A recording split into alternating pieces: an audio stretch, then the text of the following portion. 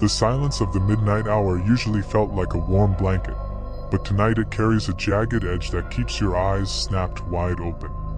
You lie perfectly still, staring at the ceiling where the shadows of the window frame stretch out like skeletal fingers reaching for the corners of the room. Your breathing is shallow, a rhythmic hiss that sounds far too loud in the vacuum of the night, yet you cannot bring yourself to deepen the intake of air. There is a weight in the atmosphere that wasn't there when you first drifted off, a subtle shift in the room's pressure that signals you are no longer alone. The air feels displaced, pushed aside by a solid presence that has no business being inside these four walls while the rest of the world is dreaming. You tell yourself it is just the house settling, the old wood groaning under the weight of time, but the sound that follows is too deliberate for a mere architectural fluke. It is the soft, rhythmic scrape of fabric against fabric, the unmistakable friction of a sleeve brushing against the edge of your wooden desk. Your heart begins to hammer against your ribs like a trapped bird, each thud vibrating through the mattress and echoing in your ears. You want to turn your head, to verify the intruder with your own eyes, but a primal instinct keeps you frozen in place. To move is to acknowledge them, and to acknowledge them is to invite whatever happens next into your reality, a step you are not yet prepared to take. The moonlight filters through the thin curtains, casting a pale, sickly glow over the floorboards, but it fails to illuminate the dark corner near the wardrobe. That specific patch of shadow seems deeper than it should be, a dense pool of ink that refuses to scatter even as your eyes adjust to the gloom. You watch it with an intensity that makes your vision swim, waiting for a ripple or a movement that will confirm your darkest fears. It feels as though the shadow is watching you back, a silent observer perched on the edge of your private sanctuary. The boundary between safety and vulnerability has dissolved, leaving you exposed on your own bed, caught in the agonizing limbo between feigning sleep and facing a threat. A floorboard moans, a long, slow protest that vibrates through the soles of your feet even though you are lying down. It is the specific board right next to the rug, the one you always avoid during the day because it speaks too loudly. Someone is standing there now, shifting their weight with a terrifying level of patience that suggests they have all the time in the world. You realize with a jolt of cold adrenaline that they aren't trying to steal your belongings. They are simply standing there, looking at you. The realization is a physical blow, a cold wave that washes over your skin and leaves behind a trail of shivering goosebumps. You squeeze your eyes shut for a moment, praying that when you open them, the room will be empty. The smell hits you next, a faint but distinct scent of damp earth and cold metallic air, as if someone had just stepped inside after standing in a graveyard under a winter rain. It is a smell that doesn't belong in a bedroom filled with laundry detergent and old books, and it anchors the presence in reality. You can almost hear the intruder's breath now, a slow and controlled inhalation that matches the cadence of your own, as if they are trying to camouflage their existence within your own biology. It is a predatory mimicry that makes your skin crawl, a sign that the figure in the room is acutely aware of your conscious state. They are waiting for you to break, to gasp, or to scream, ending this silent game of cat and mouse. Your mind begins to race through a dozen different scenarios, each one more terrifying than the last, as you weigh the pros and cons of sudden action. Should you reach for the lamp on the nightstand, or would the sudden light only serve to blind you while giving them a clear target? Perhaps you should bolt for the door, but the distance feels like miles of open territory where you would be easily intercepted. Your phone is sitting just inches away on the charger, its small green LED blinking like a distant lighthouse, yet it might as well be on the moon for all the good it does you now. Every muscle in your body is coiled tight, a spring wound to the point of snapping, yet you remain a statue carved from pure, unadulterated fear. The figure moves again, and this time the sound is unmistakable, the soft click of a joint, perhaps a knee or an ankle, as they take a step closer to the side of your bed.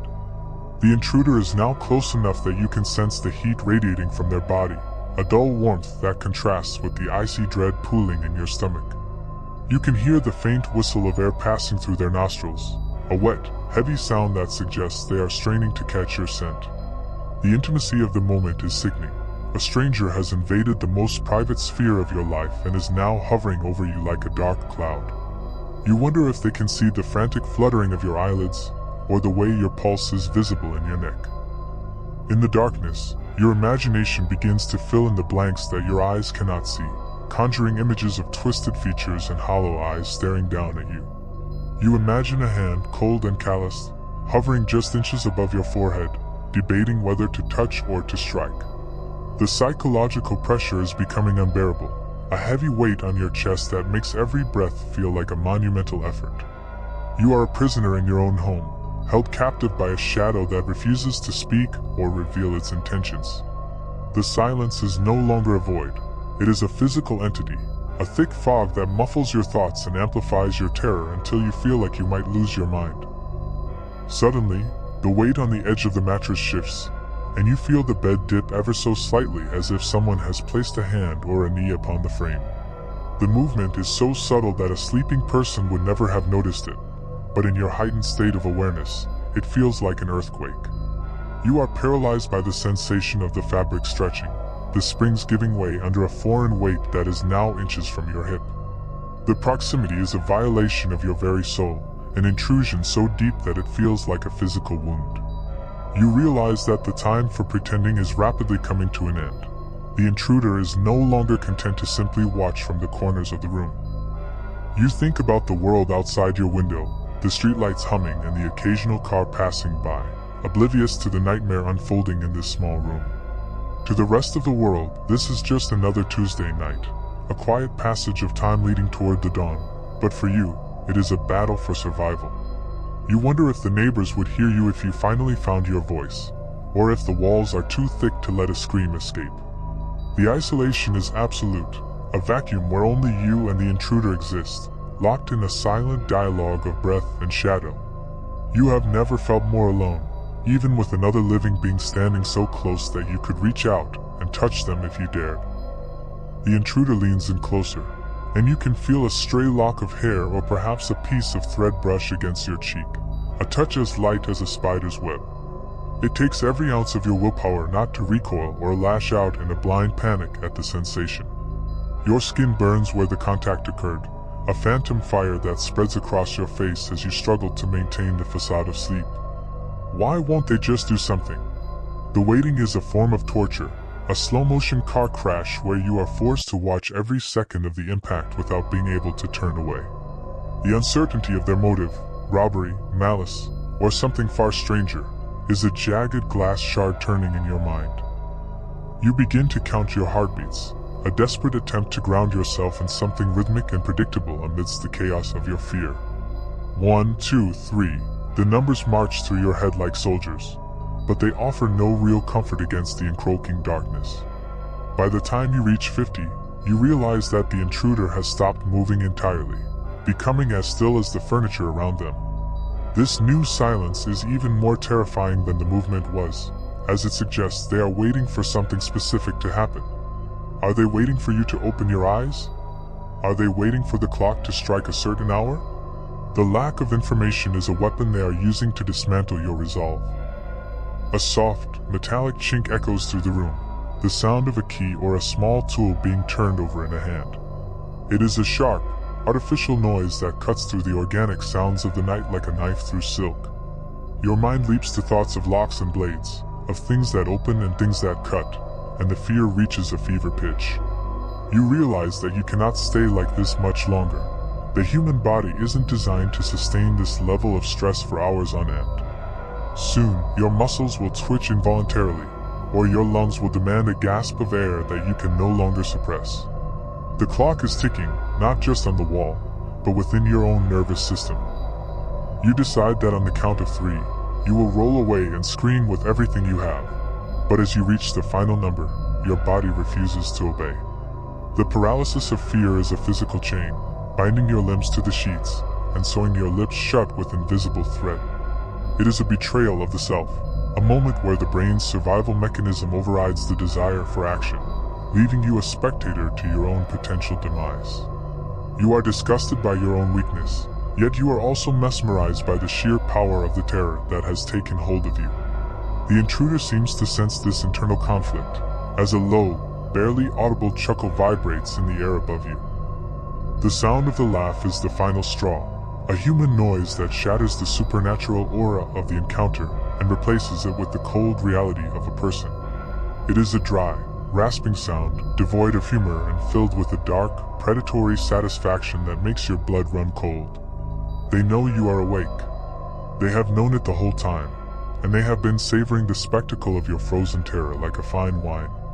The game is over, the mask has slipped, and the predator is finally ready to acknowledge the prey. You can feel their gaze boring into your closed eyelids, a physical pressure that demands you look at them and acknowledge the nightmare you are living.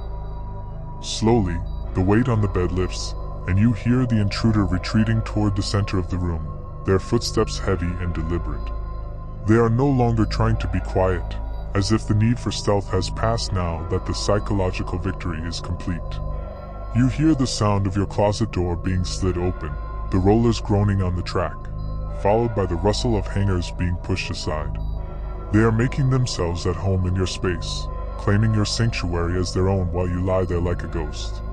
The audacity of the act is infuriating, a spark of anger finally beginning to flicker through the suffocating blanket of your overwhelming dread. That spark of anger provides the first bit of warmth you have felt since this ordeal began, a small anchor to hold onto in the storm. You begin to slowly curl your fingers into fists under the covers, testing your mobility and preparing for a confrontation that now feels inevitable.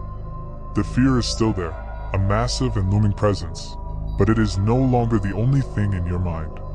You are a person in your own home, and this intruder has no right to the air you breathe or the safety of your bed. You begin to plan your movement again, not with the frantic energy of a trapped animal, but with the cold, hard focus of someone who has been pushed far enough. You wait for the intruder to turn their back, listening for the sound of them rummaging through your belongings or looking away from the bed. The sounds from the closet continue, the clatter of a shoe falling, the muffled thump of a bag being moved, giving you a window of opportunity. Every sense is tuned to the maximum, filtering out the white noise of the night to focus solely on the position of the stranger. You can feel the adrenaline beginning to override the paralysis, a chemical surge that sharpens your vision and steadies your hands. You are no longer just a victim. You are a participant in a high-stakes struggle that will be decided in the next few seconds. With a sudden, violent burst of energy, you throw back the blankets and swing your legs around, your feet hitting the cold floor with a solid thud. You don't look toward the closet immediately. Instead, you lunge for the lamp, your fingers fumbling for the switch in a desperate race against the dark. The plastic clicks, and for a split second, the world is a blur of blinding white light and dancing spots. Your heart is roaring in your ears, a deafening drumbeat that drowns out everything else as you squint into the brightness. You are standing, you are moving, and the silence of the room has been shattered by the sound of your own defiance, a declaration that you will not go quietly. As your vision clears, you turn your head toward the closet, your mouth open to let out the scream you have been holding for what feels like an eternity. The door is wide open, your clothes are scattered on the floor, and the window beyond is swaying gently in the night breeze. The room is empty, the intruder gone as quickly as a bad dream, leaving behind only the cold air and the lingering scent of damp earth. You stand there trembling, the lamp clutched in your hand like a weapon, wondering if you were ever truly in danger or if the mind is simply capable of creating monsters from the shadows. But then, you look down at the rug, and see a single, wet footprint drying on the wood.